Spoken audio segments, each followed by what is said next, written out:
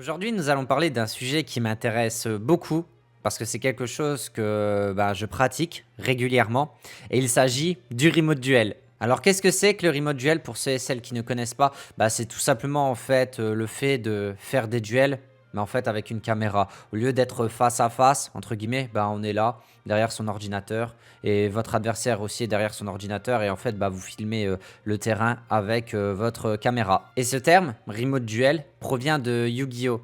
Durant la période du Covid, durant le confinement, en fait, on n'avait plus moyen en fait de se déplacer en boutique. Il n'y avait plus de tournois, etc. Et du coup, Konami, l'éditeur, a décidé du coup d'instaurer ce système de duel via webcam et du coup ainsi pouvoir continuer à faire vivre entre guillemets les boutiques qui continuaient ainsi à faire leurs tournois. Il y a même eu carrément des gros championnats internationaux qui ont été faits du coup justement en remote duel et c'est pour ça ce mode de jeu en fait c'est hyper développé durant la pandémie comme en fait on était cloîtrés chez nous et c'était le seul moyen entre guillemets de pouvoir jouer avec nos cartes. Et pourquoi je vous fais cette vidéo? Je pense que vous avez toutes et tous vu l'annonce, c'est un Pixelborn qui va fermer et du coup qui va passer en Pixelborn Connect, c'est-à-dire que du coup on pourra aller sur Pixelborn mais on ne pourra que jouer du coup en remote duel. Et c'est pourquoi qu'en fait, dans cette vidéo, je vais vous donner toutes les astuces possibles pour que vous puissiez justement commencer à jouer en remote. Alors première des choses, il va vous falloir un setup. Un setup, c'est quoi? C'est une installation. Parce que quand vous faites du remote, c'est pas comme Pixelborn en fait, vous ouvrez pas un logiciel et boum, vous faites vos games, etc., etc. Non, là, il va vous falloir une installation. Alors j'en ai plusieurs à vous conseiller. Bon, on va dire vraiment le premier des trucs, si vous ne voulez pas dépenser d'argent, c'est tout simplement en fait d'empiler des boîtes. Vous allez empiler des boîtes, empiler des troves. En fait, le but, c'est du coup de prendre de la hauteur, de mettre votre téléphone et du coup, en fait, que votre téléphone filme votre terrain. Voilà, tout simplement. Ça, c'est vraiment genre, si vous voulez vraiment dépenser zéro argent, vous empilez tout ce que vous pouvez, histoire vraiment au maximum de prendre de la hauteur. Et une fois que vous avez la hauteur, vous mettez votre téléphone et bam, ça fera l'affaire. Mais vraiment, le mieux que je vous conseille, c'est ce que moi, j'utilise en fait, c'est un bras que vous fixez en fait à votre bureau et du coup ensuite avec ce bras vous avez de la hauteur, vous pouvez le régler, mettre votre téléphone et ainsi du coup avoir une vue du dessus. C'est vraiment le meilleur des trucs. Le bras là en vrai que j'ai, il vaut pas si cher que ça, j'ai dû le payer 10-15 € sur Amazon, mais c'est vraiment en fait le meilleur truc que je peux vous conseiller. Et d'ailleurs en voici d'autres avec une petite sélection du coup sur Amazon. Je vous mettrai bien sûr le lien en description. Vous avez plusieurs modèles de bras. Je ne vous conseille pas ce genre par contre de bras parce que vous voyez en fait on peut le plier un peu dans tous les sens et en fait du coup si vous avez un téléphone qui pèse assez lourd, en fait du coup avec le poids ça risque vraiment de tomber, ça risque de gigoter. Enfin ce genre de bras là full en fait où vous pouvez le plier dans tous les sens, c'est vraiment pas l'idéal. Moi ce que je vous conseille justement c'est ce genre de bras en métal comme ça avec des ressorts, c'est vraiment l'idéal et encore plus celui-ci. Pourquoi? C'est justement le deuxième point que je vais aborder avec le setup. C'est parce que ce bras, en fait, il y a une lumière intégrée. Parce que vous pouvez avoir le meilleur des setups possibles, la meilleure vue, etc. etc.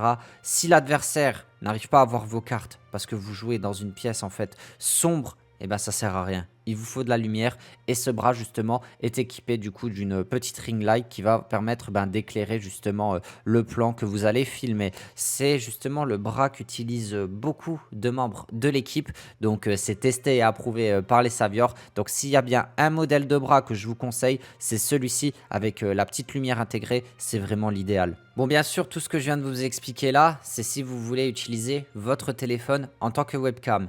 Mais si jamais vous avez, un peu comme moi, genre une caméra comme ça que vous avez fixée sur votre écran, en fait, vous avez juste à la prendre et à la baisser.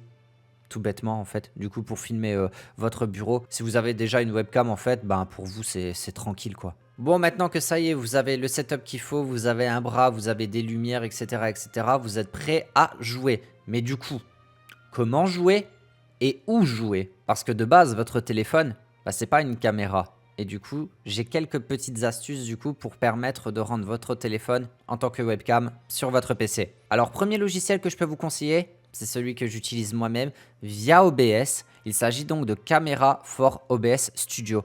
C'est uniquement sur iOS, du coup sur iPhone. Donc si vous n'avez pas d'iPhone, ça ne marchera pas. Il s'agit d'une petite application que vous allez télécharger sur votre iPhone et que vous allez du coup également installer sur OBS, parce que OBS ça sert à streamer, mais du coup vous pouvez également record avec, enfin voilà, vous allez installer du coup ce petit plugin sur votre OBS, vous faire de même sur votre téléphone et en fait du coup en branchant votre téléphone à l'ordinateur, si vous êtes sur OBS, boum, ça détectera votre caméra et du coup bah voilà quoi, ça part là-dessus.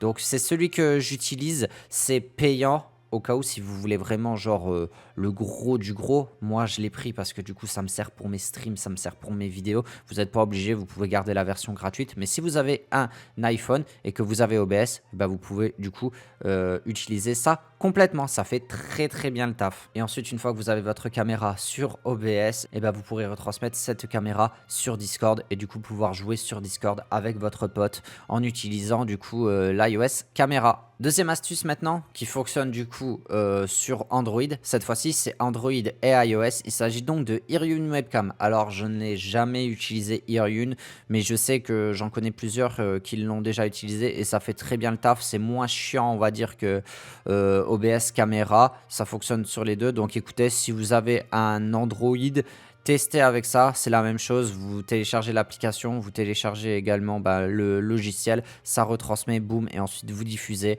C'est simple d'utilisation, donc écoutez, c'est une bonne alternative également. Et enfin la troisième, qui est vraiment la plus simple de toutes et la plus facile, si vous n'avez pas envie de vous casser la tête à télécharger des trucs, aller sur des logiciels, etc., et ben vous avez juste en fait à aller sur Video.ninja. Alors en fait, ça va juste transmettre en fait votre webcam du téléphone via un lien. Vous aurez juste à donner le lien qui s'affichera sur votre téléphone à votre ami et du coup ça retransmettra en fait la caméra qui est en train de filmer.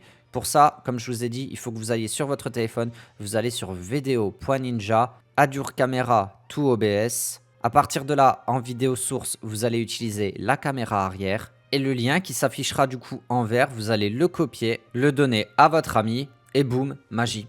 Votre téléphone est donc devenu une webcam. C'est vraiment le truc le plus simple. Vous n'avez même pas besoin, on va dire, de brancher votre téléphone à l'ordinateur. Ça se passe via un petit lien que vous donnez. Mais par contre, n'oubliez pas, branchez votre téléphone à une batterie externe. Parce que là, ok, c'est sympathique et tout. Mais croyez-moi, la batterie, elle va vite s'user.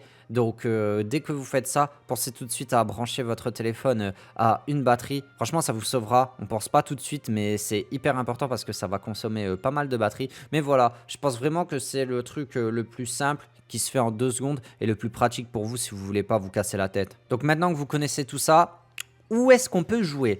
Bah, comme je vous l'ai dit tout à l'heure, hein, sur Discord, hein. Il existe pas mal de serveurs Discord qui proposent de jouer en remote, hein, des serveurs communautaires. Vous arrivez, vous demandez qui est chaud pour un remote. Et voilà, vous pouvez trouver des personnes du coup qui peuvent jouer en remote avec vous. Ou tout simplement, comme je l'ai dit récemment, un Pixelborn Connect qui du coup devient un logiciel pour jouer en remote avec des gens du monde entier. Donc c'est vraiment les deux endroits où vous pouvez jouer en remote. Je pense également que là, avec la fermeture de Pixel, il y aura certains tournois qui vont être organisés en remote. Mais voilà, généralement ça se passe sur Discord, sur mon Discord également, hein, si ça vous intéresse. Et le vendredi, à partir de 13 h sur Twitch, je fais également des streams en remote où je vous affronte. Donc si vous voulez venir jouer aussi sur Twitch avec moi, n'hésitez pas, c'est le vendredi à partir de 13 h. Et pendant le montage de cette vidéo, je viens de penser, il y a un truc dont je vous ai pas parlé aussi sur Discord, une technique vraiment simple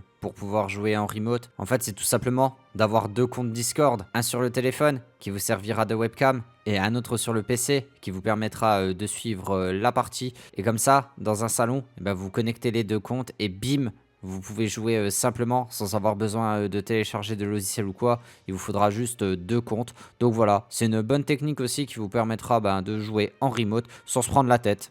Et pour finir aussi, ça se rapproche pas mal de la réalité, mais il y a quand même quelques petites subtilités à avoir parce qu'en fait, le remote, je veux dire, c'est facile de tricher, c'est facile de berner son adversaire, ce qui n'est pas le but. Encore une fois, ça sert à rien de tricher ou de se prendre la tête, mais il y a quand même quelques petites subtilités à avoir. Genre par exemple, une fois que vous avez fini votre tour, surtout à l'Orcana, Vous n'avez pas besoin de tripoter vos cartes. Donc, posez votre main sur votre playmat, mettez un petit dé pour indiquer du coup combien de cartes vous avez. Comme ça, votre adversaire, il a l'indication et au moins, ça montre que vous n'êtes pas en fait en train de trifouiller votre main ou essayer de faire des trucs hors caméra. Voilà. Et une fois que vous jouez une carte, par exemple, montrez-la bien à la caméra avant de la poser. C'est quelques petits trucs bêtes, mais qui sont vraiment, on va dire, un peu essentiels en remote. Pour être honnête, c'est vraiment le maître mot en fait quand vous faites du remote, c'est l'honnêteté, le sérieux, et ça sert à rien encore une fois de tricher ou de se prendre la tête quoi. Le but encore une fois c'est de s'amuser, c'est de progresser,